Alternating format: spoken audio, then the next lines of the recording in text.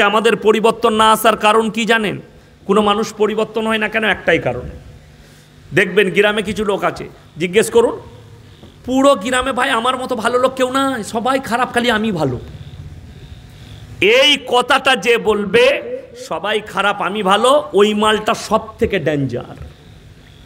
এটা লিখে নেন, আমি বলছি, কাগজে নোট করে নেন। যে বলবে অর্জুনডির সবাই খারাপ খালি আমি একমাত্র ভালো, তার মতো ডেঞ্জার লোক আর পৃথিবীতে নাই। যে বলবে ভাই সবাই ভালো, আমি একটু গুনাহগার, আমার লেগে দোয়া করবেন আমি যেন পরিবর্তন হয়ে যাই, সেই লোকটা মুমিন, সেই লোকটার পরিবর্তন আসবে। আপনাকে নিয়ে তো খেলা করা হচ্ছে, আপনি তো বুঝতেই পারেন না। বেঈমান কাফেররা জাল বিছিয়েছে আপনার উপরে, তারা কামিয়াবি লাভ করেছে, আপনি দেখলেন তাদের কামিয়াবি। তাদের 1 নম্বর কামিয়াবি হচ্ছে মোবাইল। 1 নম্বর কামিয়াব তাদের মোবাইল।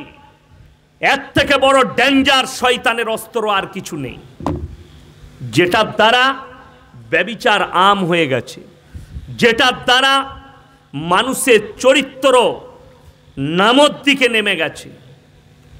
যদি বলেন হুজুর কেমন করে, এখন তো আমাদিকার বিয়ে পড়ার তো হয় না ইমাম দিকে, এখন তো মঙ্গলকোট বাজারেও বিয়ে হয়ে যায়, ওই পুলে দাঁড়িয়ে বিয়ে হয়ে যাবে, রাস্তাঘাটে বিয়ে হয় না। কথা বলে 100টা হারামখোর রেজিস্ট্রারিওয়ালা ঘুরে বেড়াচ্ছে রেজিস্টার নিয়ে, ছেলের মাকে ধরে লিয়ায় আর যাকে লিয়ায় বিয়ে পড়িয়ে দিবে। আপনারা মনে করছেন আমি গল্প বলছি? মঙ্গলকোটের খবর আছে, কোন রেজিস্ট্রারি ম্যান ছেলের মাকে নিয়ে এসছে, তালাক হয়নি, বিয়ে পড়াইছে হারামখোর 5000 টাকা দিয়ে। আমার কাছে খবর আছে, রেকর্ডিং আছে। প্রথম স্ত্রী ফোন করেছে আমাকে, এদিকে ঝাঁটা জুতো মারার লোক না, আপনি কাকে গালি দিচ্ছেন? ওই জন্যে ডেঞ্জার হচ্ছে মোবাইল। হাজারো ফোন আছে আমাদের কাছে, আমি রেকর্ডিং গাদা রেকর্ডিং করে রেখেছি, কতগুলো ঘটনা ঘটেছে। কষ্টের বিষয় তো ওইটাই। হিটলার বলেছিল একটা কথা, মানুষের মিথ্যাকে এমন ভাবে বলো তারা যেন সেটাকে সত্য মনে করে আমার পক্ষ নেয়। এখন তো সেই যুগ চলে এসছে। আমাদের যারা বাপদাদু আছে, যাদের বয়স 70 হয়ে গেছে, 50 পেরিয়ে গেছে, তারা জানে।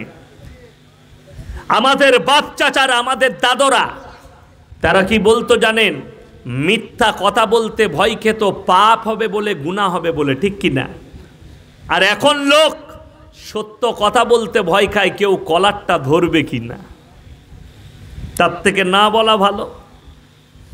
যেমন অনেক লোক আছে মসজিদে নামাজ পড়তে যাই, সে বলে কে কি করছে জানি না, আমি নামাজ পড়বো, ঘর পালিয়ে আসবো।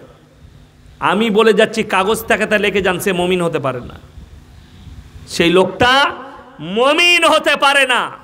যে বলবে আমি মসজিদে যাব, নামাজ পড়বো, মসজিদ ভেঙে যাক, পুড়ে যাক, যে যা করছে করুক, আমি কিছু বলবো না।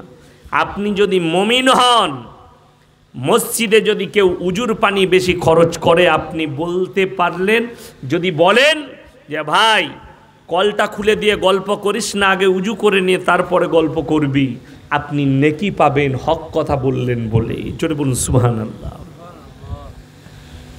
কেউ যদি মসজিদে দুনিয়াদারির কথা বলে, আর আপনি যদি বলেন এটা আল্লাহর ঘর, এটা ইবাদতের জায়গা, এখানে দুনিয়াদারির কথা বলিস না, সে আপনাকে যদি গালিও দেয় মনে মনে, তারপরও আপনি নেকি পাবেন, যেহেতু আপনি হক বলেছেন। আর কিছু লোক মনে করে না, ও যা করছে করুক, আমি আপনার নিজের মতো করে থাকবো, সে লেখে নিয়ে চান, মুমিন নয়। আপনি আমাদিকে নোংরা ভাবছেন, উলামাদিকে অশিক্ষিত ভাবছেন। বিশ্বাস করুন, আলেমরা কি দিয়েছে, আমরা আপনাদিকে নাসা দিতে পারিনি, আমরা টেকনোলজি দিতে পারিনি। টেকনোলজি কার কাছে? আমেরিকার কাছে, ব্রিটেনের কাছে, জাপানের কাছে, জার্মানের কাছে। তাদের কাছে নাসা আছে, তাদের কাছে বৈজ্ঞানিক আছে, তাদের কাছে টেকনোলজি আছে। যদি বলেন হুজুর আপনারা কি দিয়েছেন, আমরা যদি দিয়েছি, তোমাদিকে জিনা থেকে বাঁচিয়েছি, বদকারি থেকে বাঁচিয়েছি, সুদ থেকে বাঁচিয়েছি, গোনা থেকে বাঁচিয়েছি, পাপ থেকে বাঁচিয়েছি। যদি বলেন কি দিয়েছে, আল্লাহর কসম, বিজ্ঞান তোমাকে যা দেয়নি ইসলাম তার থেকে 1000 গুণ বেশি দিয়েছে। 1 নম্বর দিয়েছে ইহদিনাস সিরাতাল মুস্তাকিমের রাস্তা।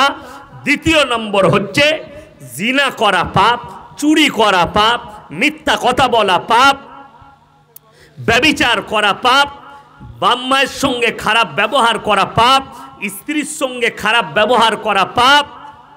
ইসলাম সব দিয়েছে, আপনি খালি নিতে পারেননি।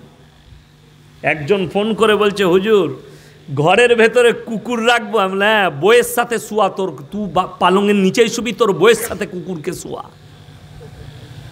আমাদের কাছে ফতোয়া লিখছে, হুজুর বাড়িতে কুকুর রাখা যাবে ঘরের ভেতরে, রাখ। 2 দিন পরে দেখবি তুই নিচেই শুয়ে আছিস, তোর বউ কুকুর নিয়ে শুয়ে আছে। আমি বললেই তো খারাপ বলবি। কলকাতায় দেখিয়ে দেবো, বর্ধমান টাউনে দেখিয়ে দেবো, কাটুয়া টাউনে পাবেন। কাটুয়া টাউনে বড় লোকের বউ হারামখোর কুকুর নিয়ে শুয়ে থাকে, আর ও মদকে সুপাই শুয়ে থাকে।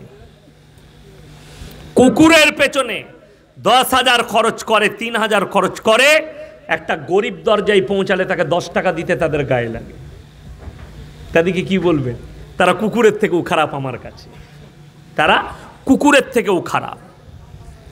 যারা মানুষত্ব বুঝে নাই, বিশ্বাস করুন আমার নবীজি যেটা চিনিয়েছেন, মানুষ চিনিয়েছেন।